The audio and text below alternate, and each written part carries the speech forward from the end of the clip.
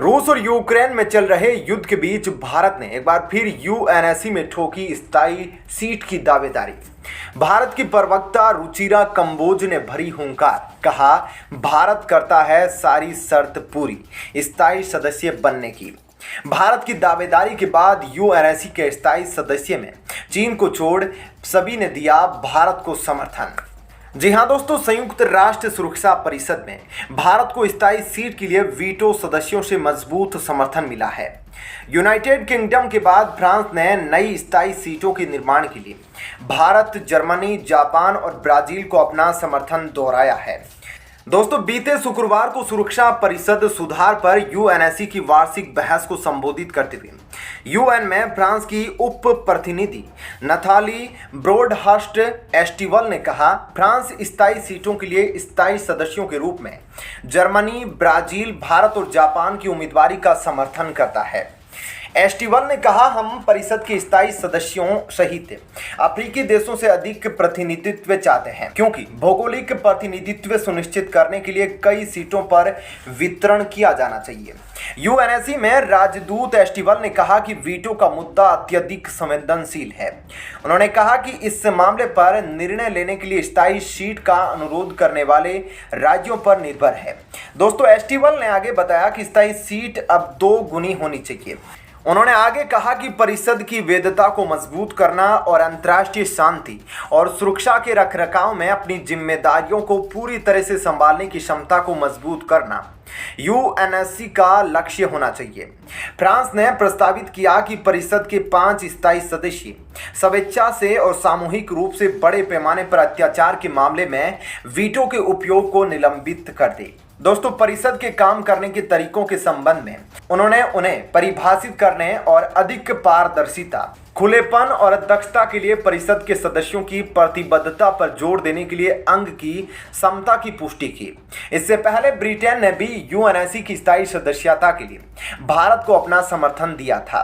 संयुक्त राष्ट्र में यूके के राजदूत बारबरा वुडवर्ड ने कहा, हम भारत, जर्मनी, जापान और ब्राजील के लिए नई स्थायी सीटों के निर्माण के साथ साथ परिषद में स्थायी अफ्रीकी प्रतिनिधित्व का समर्थन करते हैं। वुडवर्क ने आगे कहा कि यूके सदस्यता की गैर स्थायी श्रेणी के विस्तार का भी समर्थन करता है, जिससे सुरक्षा परिषद की कुल सदस्यता 20 के दशक के मध्य में कहीं और बढ़ जाती है।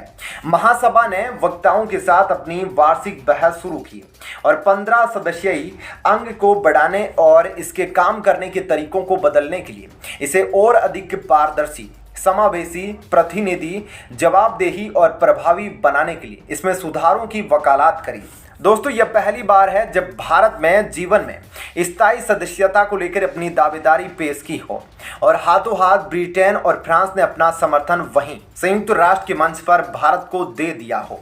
लेकिन दोस्तों, तीनों सांसदों ने हमेशा से ही बात करी है कि G4 सदस्य देशों को यूएनएससी की स्थायी सदस्यता दी जाए, जिसमें ब्राजील, जापान, भारत और जर्मनी हैं। लेकिन दोस्तों, यूएन में अगर किसी एक देश की सबसे मजबूत दावेदारी है तो वह है भारत। दोस्तों, अगर आप गौर से इस दुनिया में महाशक्तियों को ढूंढेंगे, सैन्य रूप से, आर्थिक रूप से, तो आप पाओगे कि चीन, अमेरिका, उसके बाद अगर कोई चौथा देश आता है तो वह भारत है। लेकिन जैसे जैसे स्थायी सदस्यता को देखते हैं तो पाते हैं कि उसमें इतना बड़ा देश जिसकी इतनी बड़ी खुद की सेना है, वह विश्व की चौथी सबसे बड़ी अर्थव्यवस्था है, यूएनएससी का स्थायी सदस्य नहीं है। यह देखकर आश्चर्य होता है और दोस्तों होना भी चाहिए, क्योंकि दोस्तों कोई भी देश अपनी शक्ति का बंटवारा नहीं करने देता। यूएनएससी के जो स्थायी सदस्य हैं उन सभी देशों को वीटो पावर की शक्ति मिली हुई है। ऐसे में कोई भी देश यह नहीं चाहेगा कि इस शक्ति का बंटवारा अन्य देशों में हो और अन्य देश भी इसका उपयोग करें। लेकिन दोस्तों, भारत, जापान, ब्राजील और जर्मनी ऐसे देश हैं जो कि यूएन में स्थायी सदस्य होने की सभी शर्तों का पालन करते हैं और यही कारण है कि इन चारों देशों ने एक G4 नामक संगठन बनाया था, जिसका काम था इन चारों देशों को यूएनएससी की स्थायी सदस्यता दिलवाना। लेकिन दोस्तों, अगर आप गौर से देखेंगे तो भारत को छोड़कर तीनों देशों में से कोई भी देश ऐसा नहीं है जिसके खिलाफ कोई ना कोई देश खड़ा है जो यह कहता है कि जर्मनी, ब्राजील, जापान को यूएनएससी की स्थायी सदस्यता नहीं मिलनी चाहिए।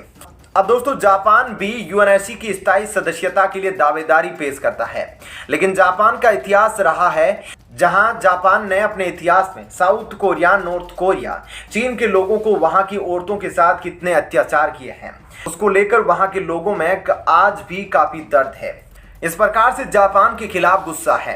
और दोस्तों यही कारण है कि चीन जो खुद एक वीटो पावर देश है, वह यह कभी नहीं चाहेगा किसी भी हालत में जापान के स्थायी सदस्य बनने का समर्थन करे। अब दोस्तों बात करें जर्मनी की, तो जर्मनी के संदर्भ में यह बात होती है कि आखिर यूरोप महाद्वीपों में सबसे छोटा महाद्वीप, और अगर यहाँ पर पहले से ही ब्रिटेन और फ्रांस जैसे देशों को यूएनएससी की स्थायी सदस्यता मिल चुकी है, तो फिर जर्मनी को यह पूरे विश्व में असंतुलन पैदा कर देगा। जहां एशिया जो सबसे बड़ा महाद्वीप है, जिसमें एक ही देश के पास वीटो पावर है, और अफ्रीका में किसी भी देश के पास वीटो पावर नहीं, ना ही वहां एक भी स्थायी सदस्य है, और ना ही साउथ अमेरिका में कोई देश स्थायी सदस्य है, तो फिर एक ही महाद्वीप में 3 देशों को वीटो पावर क्यों देना। दोस्तों बेशक ब्रिटेन यूरोप से बाहर निकल चुका है, लेकिन आज भी यूरोप और ब्रिटेन के संबंध उतने खराब नहीं हुए हैं जो कि जर्मनी को एक नया स्थायी सदस्य बनाकर उसको वीटो पावर पकड़ा दी जाए। और दोस्तों बात करें अगर ब्राजील की, तो ब्राजील के यहाँ तो दक्षिणी अमेरिका में भी उसके कई दुश्मन हैं।